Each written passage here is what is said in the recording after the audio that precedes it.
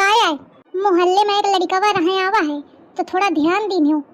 बिटिया बाहर पाओ न धरे सु घर ही में रहे सुभाला सरकारी नौकरी है कबहू बहरो जावा कर घर ही में घुसी बैठी रहतिया अम्मा चपरासी हवे